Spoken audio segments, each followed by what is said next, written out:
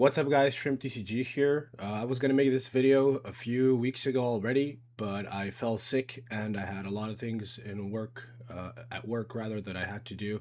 So the time just never, I just couldn't make the time. But now I just want to do this quickly and I just want to get you guys some information, because I'm not gonna have time to edit like a video a lot. So yeah, this is completely unscripted. Basically, what I want to talk about today is some cards that I think you should pick up before Spiritforged Meta basically evolves in China.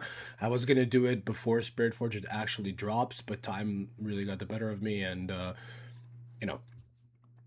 So here I am. Want to do this very quickly. I have quite a few cards set up, and we're gonna go through them basically in a list. It's gonna go from 10th to first place, which I think are the best that you should pick up if you don't have these cards already, because I believe that maybe their prices are going to jump up sooner or later, even if not directly with Spiritforged, probably sometime in the future. But for now, before Spiritforged Meta evolves, like I said, these cards I think you should get, because maybe, later on prices are going to be way too high. Okay, let's get straight into it. So I have Spiritforged tab up here. Basically, this is going to be the new set. It dropped in China, I believe it was yesterday, on the day of recording this. And yeah, quite a few new strategies popped up, meaning that some cards from the previous set origins are going to also be very efficient. I already voiced what I think are going to be the best ones in my opinion. I think Ornn and Irelia look just absolutely crazy, as well as Draven. Ezreal looks really good. A lot of people are also hyping up Azir. Me personally, I'm not a big fan of it, but maybe it is. But with that being said, I think this sort of like gave me a bit of a idea what are the cards that I want to pick up before the set goes, and I think you guys should as well. All right, first of all, I want to talk about Fiora Victorious. Overall, this unit already sees some play. It's very strong in the set deck, but after Spiritforged drops, the Fiora unit is gonna, or the Fiora Legend is gonna be very, very happy playing this as her main champion. The deck doesn't seem like it's gonna be super crazy, but this card itself is just very, very strong, right? So getting Deflect and Shield is something that's really good, and it only needs a +1, right? And the moment it gets a +1, the Fiora Legend is also going to get value for itself. So overall, I think this is very, very good. Ganking is a little bit so-so, but it's still, it can come up. So yeah, in general, this is probably one of the cards. Still, I put it at number 10 because, there's a lot of cards that are better, but this one is, just something that I think you should consider getting a playset of if you don't have it. Okay, next one is gonna be Shen. Shen has a lot of potential. Some Victor decks are already playing Shen as well, and most of them in the side. I think this is a main deck worthy card, just because in general it swings the battlefield tempo so much in your favor, because being a reaction that gets you a unit with 5 might and tank is just absolutely crazy. It's like the efficiency of this card is really strong. What's really cool, again, I'm going to talk about Fiora first, is that the moment you drop this guy, it goes to 5 might, making it a mighty unit. So if your Fiora Legend's ability is still available to use on that turn, you're going to be able to get value off of it directly. At that point, it just becomes a 3 energy, 5 might swing in battlefield tempo. And it also has tank, meaning that obviously it's going to be the first one that's going to get targeted for damage. So yeah, very efficient. And then also in Renata, I think this unit is going to be seeing some play, because it helps you like hold battlefields early for very low cost, making Renata, efficient at holding, which is what you need to do in order to get, gold tokens and things like that. So yeah, very strong, good unit. If you don't have it, I really recommend you guys pick up a playset of. All right. Next we have Mystic Reversal. Now this card is a little bit like 50-50. I'm a little bit like 50-50 on it. The thing is, this card in itself is absolutely crazy. And right now it's not very expensive. Sooner or later, I think maybe there's going to be strategies that are going to evolve around certain spells needing to resolve in order to, you know, win the game or have this like very reliant combo or a combo that relies heavily on a certain spell. At that point, Mystic Reversal is going to be just, absolutely amazing. We already see this with things like Ari that has to hold. And then, a lot of Ari players play Time Warp. And if you Mystic Reversal their Time Warp, it's just crazy good. Like, there's almost no better spell to currently Mystic Reversal. But even with things like, I don't know, there's like things like Singularity, Icathian Rain, things that just swing the game's tempo in your favor a lot. And then if your opponent takes that for against you, it's really, really strong. So yeah, the reason why I don't think this card is going to be higher on my list is because Spiritforged Meta looks a little bit more gear oriented for now. And just having this is yeah, so because it doesn't counter gears, and if your opponent's going to be just relying on gears and units, well, then this card doesn't really come in. But it's a really strong side deck option currently, and I think that sometime in the future, maybe not with Spirit Forge, maybe with the next set, it's going to sooner or later be just very, very strong. All right, next up, this card right here, but in here, Thundersong. Very simple. When you play me, opponents can't play cards this turn. Sounds kind of broken, but the issue obviously right now is that playing it on your turn doesn't really make you win the game. Like, some people are already tampering with it a little bit, just trying it out, but it's mostly a sideboard card, which in my opinion, I don't even think it should be there in the first place. I think without Spirit Forge, this card is very, very bad. But with Spirit Forged, we get Here to Help. And Here to Help is a card that allows you to play units on your opponent's turn at reaction speed, because it's a card that has hidden, and it says play a unit from your hand for 3 less energy cost. And at that point, well, Bryn here just becomes absolutely broken, because 1, you get to play him to a battlefield. 2, he only becomes 3 cost. And 3, obviously the most important of all, is that because you play it on your opponent's turn, the moment you get a chance to react to anything, well, for that turn, your opponent can't play cards anymore. Right? They can still react to Bryn here itself, but once this guy resolves, basically for the rest of that turn, well, it's over, you know? Yeah. So very, very strong, very efficient card. It's very cheap for now, so maybe getting a few copies isn't a bad idea. I don't know if it's gonna be a combo that's gonna be like very common, but if in any deck, I think probably Volibear is gonna be running it, and then maybe like, because Lucian's the only one, Lucian's maybe gonna run it, but yeah, it is a deck specific combo. Still, I do think that because this card is very cheap, you should get a few copies of it, because sooner or later this card is going to become broken, and you're going to want to have it when that happens, basically. All right, next we have the best uncommon that you need to pick up if you don't have it already. Thermo Beam is crazy.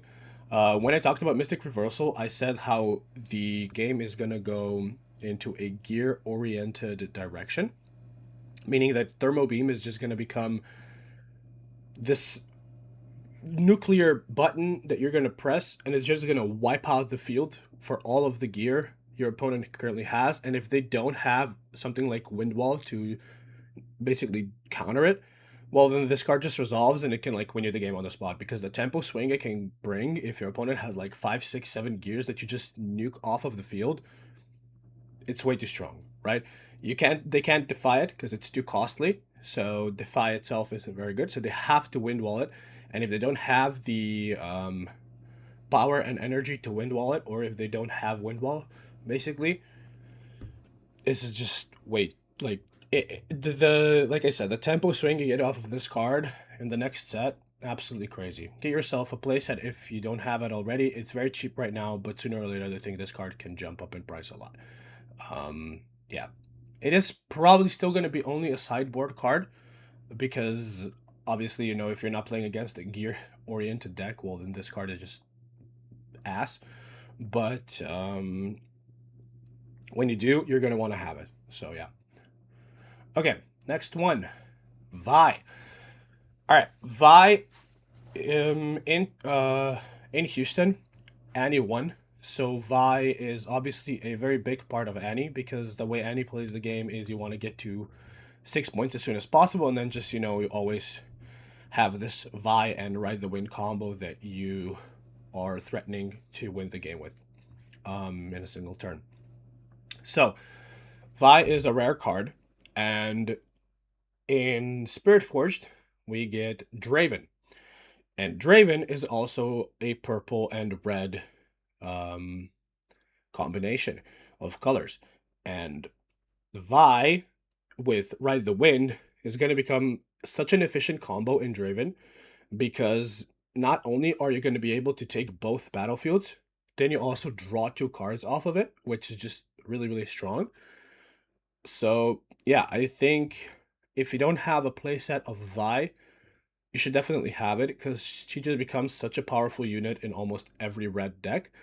Basically, being able to manipulate her might on your turn however you want is just way too strong. And it can even just be a 2 energy, 1 power drop early unit. And then, like, even if you have only 3 to 4 cards in your trash, you recycle those, you get a 7 might super early unit. Your opponent's not going to be really able to contest that. So yeah, it's just going to punch through every battlefield possible. Really recommend getting a playset if you don't have it already. All right, so next up, Zanya's. This is going to be our number 4 card. Zanya's is absolutely crazy. If you don't have 3 of this card yet, definitely get it. In Spiritforged, like I said before, the 2 decks that I think are going to probably be the best are going to be Irelia and Ornn. While Ornn doesn't necessarily play Zanya's, he still can, because it is a gear, so it just, while it exists, it gives him +1 might to his champion unit. But in Irelia, where like the strategy is basically to protect this one unit, yeah, like Zanya's is gonna be one of the key elements to that strategy. I know you have Guardian Angel, but still, you know, just having like two ways that you can protect your unit before it dies is just gonna make it much, much harder for your opponent to deal with it. So yeah, definitely get the Zanyas if you don't have Zanyas yet. Um, you know, just having this card available whenever you're going to need it. Sooner or later, maybe it's going to go up in price. And yeah, because it is a rare card, even though rares aren't like super, you know, hard to get by, we see how it is with some rares like Thousand Toed Watcher that are just super strong. And if Zanya's ever goes in a similar direction where it's going to be present in a lot of decks, well, then, you know, it might get to those price points as well. Okay, that's going to be it. Now we only have our top 3 cards left, but I do want to get some honorable mentions out the way. First one is going to be Retreat. Retreat is an uncommon that's already has a pretty high price for an uncommon. If you don't have Retreat already, you know, definitely consider getting a playset, because this card is just way too efficient at what it does, and there's no real effect that you can replace it with. You know, just bouncing a unit, that basically saving it and having it available for the next turn, and exhausting a rune, like, or channeling a rune, like, that's just way too crazy for 1 energy, by the way. Like, there is a reason this is one of the most expensive uncommons currently. Next one is Ride the Wind. This is just a common, good card. Have a playset if you don't have it. I don't think this card is going to go up because it is a common and it's, you know, very easy to go by, but I just think that you should pick up a playset if you don't have of this card, because sooner or later, you know, every purple deck is going to probably play it. It's way too good at what it does again. Next, we have Tasty Feyfolk.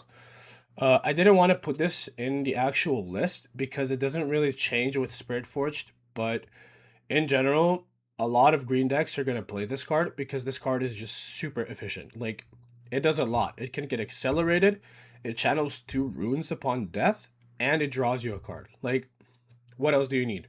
Like, realistically, because even with gears, it becomes even stronger. You know, maybe like with a Doran's shield, you can give it tank, meaning that it's going to always soak the damage. So your opponent's not going to be able to, you know, if you have this plus something else, transfer the damage to the other unit first. No, first he's going to have to deal with this. And when it dies, you know, you get more stuff out of it. So yeah, just in general, very, very strong card. And then another honorable mention is Kaisa. The reason why this card is only an honorable mention, first of all, I think this is probably one of the better Fury cards in the current set in Origins.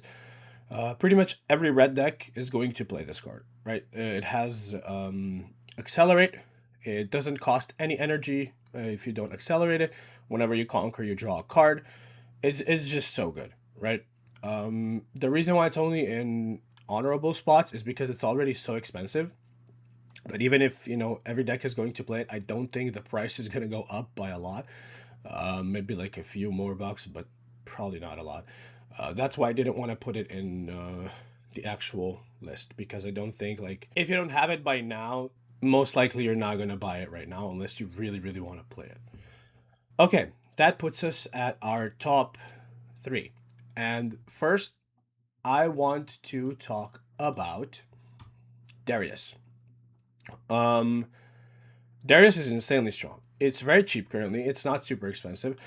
And if you don't have this card, you know, Fury, like something like Draven, this card with combination of something like Blood Rush and obviously Cleave from the current set is just way too strong, right? It just gives you a 10 might unit for the low cost of 6 energy, which is just basically nothing, right? So yeah, really, really recommend picking up a playset of Draven. Most red decks play 3 of this card. Very rarely will you see this in lower numbers, just because it's so efficient at what it does. Super simple, but, you know, getting a 7 might unit just because you already played a card this turn, very good at taking over battlefields. Okay, number 2, we have Whiteflame Protector. I said with Kaisa that if a card is already super expensive, I didn't want to put it on the list. I think I have to make an exception for this card specifically, just because it's so good at what it does, specifically in Irelia. So if you don't know, Irelia's legend says whenever you target a unit, you can pay a power cost to ready it. And basically with Whiteflame Protector, what this does is it gives you an 8 energy unit. It does cost 3 power, but it has 16 might and comes in accelerated, basically. Like, it's crazy. That's so strong. It's gonna clear most battlefields by itself, right? And that's not even the only way that you can use it, because you can even target another unit such as Irelia, for example, meaning that Irelia is gonna get +8 from Whiteflame Protector.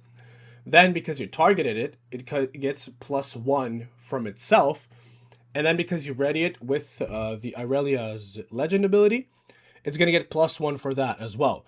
Getting it like +10 off of a single card, right? That's just so strong.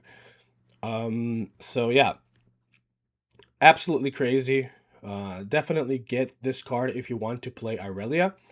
Irelia is going to be a little bit power hungry, but in general, I think that this card is just way too good at what it does in that deck. And I think people are going to play it. Some Irelia builds think that they aren't going to play it, but I think that having at least one in the deck is just such a tempo swing or such a might swing in the current like turn that you really, really should get the card in the deck. Okay, that puts us at the number 1 position. And in the number 1 position, I'm going to talk about seals. But in general, I guess we can talk about seals. If you don't have seals yet, I think you should get them. They are a little bit expensive, but with more waves coming of Origins, their prices are going to dip a little bit. But specifically, I want to give a shout out to Seal of Insight and Seal of Focus. And if you don't know why, well, obviously it's because of Ornn. I think Ornn is probably going to be I think, the best deck out of Spiritforged. And playing seals is so strong in Ornn because he can play them for completely free. He nullifies the power cost, meaning that on turn one you already get a seal for free. Plus, on top of that, not only do seals give you power, they also are able to generate might for you because the blue Ornn champion unit gets +1 might for every friendly gear. And since seals are gears, well, now you just get a every turn you get power plus it gives you 1 might on your unit. Like the efficiency that gives, because you also are able to play it for free on turn one. That's way too strong, right? It just does so much. So yeah, every Ornn deck that is currently that I have seen so far is playing Seal Focus at 3, 100%. And then some are even playing on top of that 3 Seal of Insight, which I don't think you really need because most of your power cost is going to be green. But still, having this available both at like maximum copies for Ornn, it's just way too free. And getting might plus getting power every single turn, the efficiency just becomes way too big. Okay, that's it. Those are the top cards I think you should get out of Origins if you don't have them before the Spiritforged meta evolves, I guess, or gets reported in China, because that is definitely, in my opinion, going to affect the prices. If you enjoyed the video, please consider subscribing. I'm sorry that this is a little bit more scuffed because I just wanted to get it out as soon as I can, but you can already probably hear that I have trouble talking because I'm still a little bit sick. I have a bit of a cold, but I just, like I said, wanted to get this out. And if you enjoy it, please consider subscribing, leave a like, definitely comment what you think I left out or what you don't think that is going to be as affected as maybe I presented. So yeah, let's have a discussion in the comments below, and I will definitely make more videos like this one in the future, and I hope you guys enjoy it. Until then, thank you for watching, and I will see you. Bye.